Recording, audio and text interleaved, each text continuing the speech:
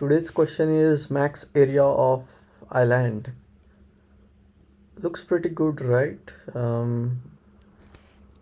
I believe I have solved this question before, but um, let's see how I do it in interview kind of setting. You are given m by n matrix, binary matrix, only 0 and 1. An island is a group of ones. So in this example, you can see this is one, all connected ones are islands. Okay, and these are connected horizontally and vertically. So let's see, here you go down, you go left or right, so that's a connected. So if it was connected diagonally, then this would be the whole island, because this can connect here, but it's not. It's only connected four directionally. All four edges are surrounded by water, so anything above this is like water. That's a good thing to know. And return the maximum area of island in the grid. If there is no island, return 0. Okay, so basically what they are saying is there can be a no island. In that case, just return 0. um, and there can be multiple islands, so find the largest of them. So in this case it's 6, so I think it's just counting 1 2 3 4 5 6 number of connected elements in that. All right, so looking at this, I can directly think that it's kind of a recursive DFS or BFS function. um so you start at this position and you go, uh, and once you find one, you start DFS or BFS on it. So let's pretend there was no one here. We go here. Now we start DFS. Let's how do I want to code this? BFS or DFS? I don't know. Okay, so uh, BFS or DFS, anything is fine. I'll come back to it. So what it's saying is, once I reach one, I start BFS on it or DFS on it. I check left, right, up, down. So all these are not islands. So I go here. So this is connected. I increment the count. This is already visited. So I go this side, and same thing on from here again DFS, from here DFS. All these sides are water. This is already visited. So whatever the count is in this position, that's our count, and we update the maximum count. And one more thing to notice is, like, once you do let's say you are scanning row by row, right? So once you are here, you will do this whole section. So and you will return the value to this position, and you will update this global max, and then you again continue your loop. So once you come here, then again you don't want to do the same thing, right? This is the same island. So what you can do is, what I can do is, once I start BFS on this, I will just make sure that this value is set to um, zeros, so that I don't count it again. That's what I'm gonna do. So for next iteration, this will be ignored, and then again here, again I will start from here, again I will start, and I will do this. Once I start here, I will do all this will become converted to 0, and so you get the idea, right? Pretty much. And I think that's kind of a solution here. So going by default checklist, what is going to be my input? So a grid, int, or maybe list of list, right? output is going to be int max island size. So it's important to write this. It's going to be int or string to make sure it's you return correct value. And then I talk about size. So is there a possibility that this grid can be 0, and what is the maximum size of grid? So interviewer will say something like it cannot be 0 in this case, and it's going to be 1 by 1 or 50 by 50 at max. So yeah, and about values, it's pretty much clear that they say it here. It's group of ones and zeros, right? So values are going to be only 0 and 1, nothing else. Yeah, so about test and edge cases, all zeros can be edge case, all ones can be edge case. You yeah, and what, single cell can be an edge case, but I believe these all can be handled in same code. So but let's for our understanding, let's keep it. Then there is algo design, which I did already. It's going to be, I'm not sure, I can do both BFS and DFS.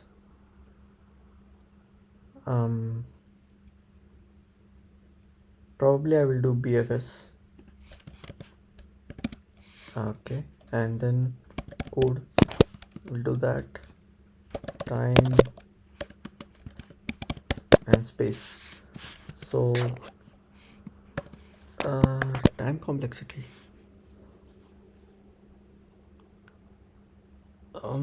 yeah, so I'm going to visit each node only once, so I think the time complexity is going to be O of n by m, which is max of our matrix, and space complexity is going to be 1 because I'm not going to use any extra memory. But again, after writing code, we have to verify is this right, because it's a general estimation. It could be wrong once we write. We can use some memory or something, so it's always good to verify it, right? Yeah, so what we need, max island size is going to be 0,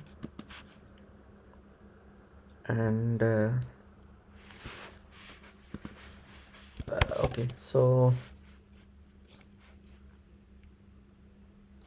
BFS or DFS. So BFS, I decided on BFS, right? So what I'm going to get is a row, column index, row index. Yeah, that's it. So I'm going to start BFS on this index, this row, and this column index. Let's pass it, and I'm going to call BFS. So for row in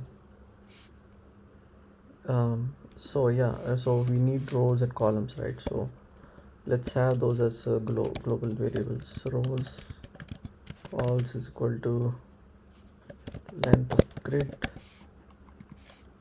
comma, length of grid of 0. So this is going to give me rows, this is going to give me columns. So for R in range rows, for C in range columns, if grid R comma C is equal to 1, right, only then we have to do BFS on it. So do BFS on it, R comma C, and once that is done, return max island size. Cool. Only thing remaining is writing BFS. So in BFS, what we have is starting node, and then we mark it as visited, and then we add the neighboring nodes to the queue. Then we pop the the first element from the queue, and then we add the non-visited nodes in the queue. In this case, this one, and then again pop this, and yeah. So that's kind of a BFS. So let's see how we can do. So island size is going to be 1, because we know that this is 1, right? And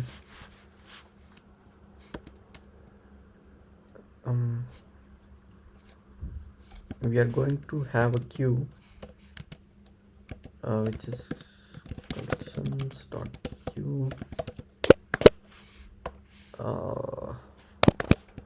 which has a tuple with row and column. This means a single node with index, row and column. So for example, this, so we came here, so that is in the queue initially. Okay, and then we do it for while queue is not empty. We pop the node row node column from queue dot pop left, right, and then we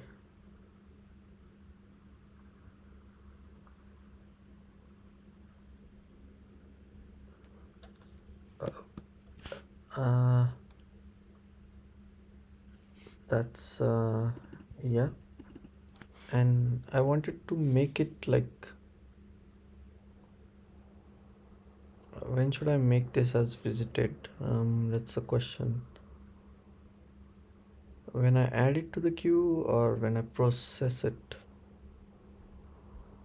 I think it's good idea to make it visited when I add it to the queue, right? Yeah, so grid of R comma C is now going to be 0. So what visited means is now even if I come again for this from here, if I again check the above node, it should now become 0, so I don't add it to the neighbors list again, right? So that's kind of a thing here.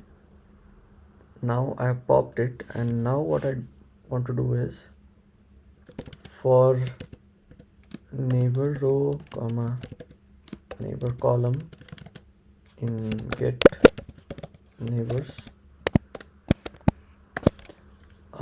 node comma R comma C. So I'm going to get 4 neighbors of this node, and if that is part of a island, if it is 1, right, if it is 1,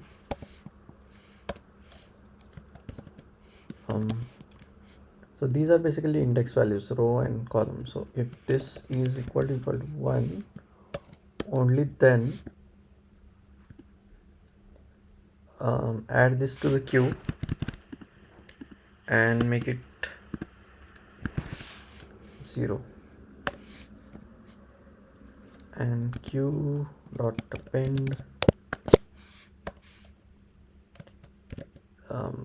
append a tuple neighbor row comma neighbor column. right?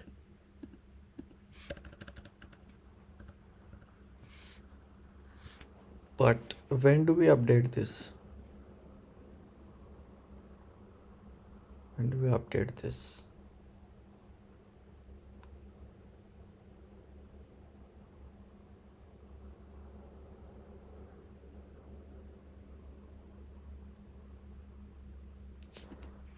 Yeah, okay, so I update when I process this island. So whenever I go inside, when I pop this element, I will just add one to it. And once everything is done, return island size. Yeah, and what I'm going to do is I'm going to update max island size here. So this is going to be max of and BFS of this. Okay, so now the only thing remaining is this function. So let me write it as well. F this function row comma column in neighbors is equal to list. Now I'm like this many people write it in some kind of a loop, but I'm like I like to keep it simple. So if row plus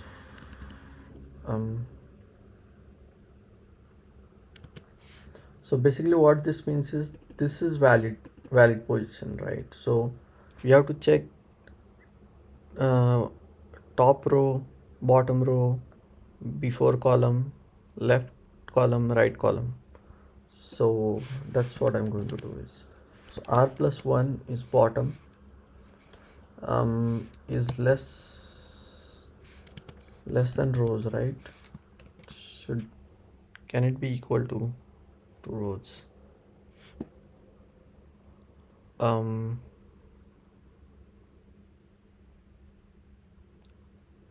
It cannot be equal to rows, so it has to be less than rows. Okay, right. So if this case is true, neighbors dot append row plus 1 column. So let me copy this, plus 1 column.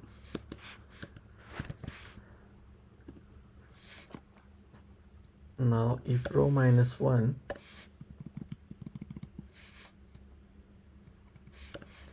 is greater than 0,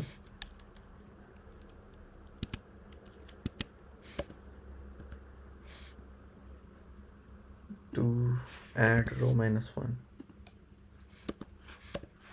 and if column plus 1 less than calls, append column plus 1,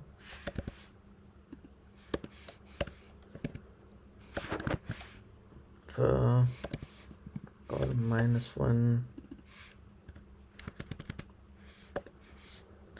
is greater than 0, greater than or equal to 0.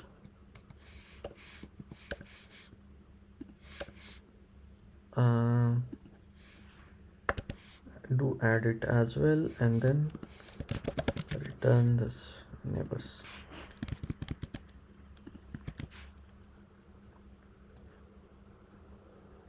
Actually there is one more addition here, and let's not add this neighbor when it's like 0, right? Why do we want to process all 4 nodes? Let's check it here as well. So if grid of r comma c is equal to 1, only then do this. I will update this value, right? Just give me a moment, let me copy this.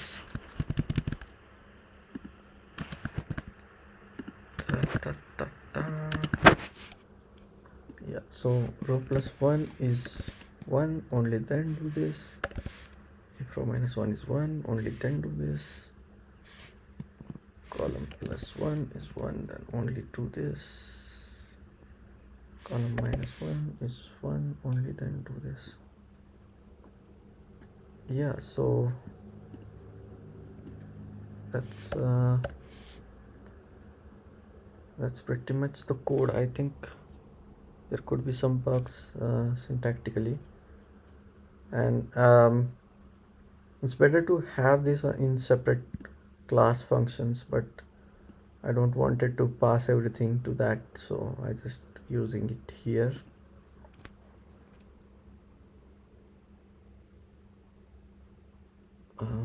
Is it going into infinite loop? I think it is.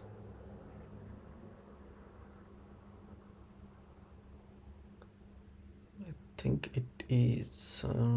Why it is going into infinite?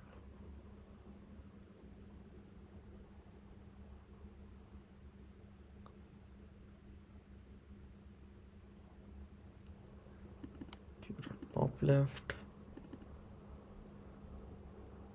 If it is equal to 1. Oh, sorry. See, that's why. I was checking equal to. It should set it to 0. Now let's see. Cool. First test case is passed. Let's see if there is another test case. That is passed. Okay. Is there anything in actual interview I would just take a small example and go through it to find out any bugs, but right now in this case I'm just gonna submit and check.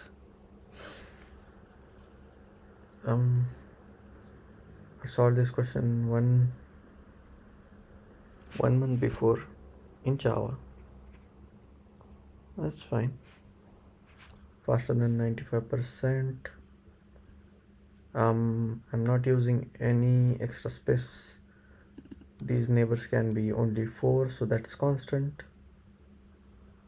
This loop is going to run one time.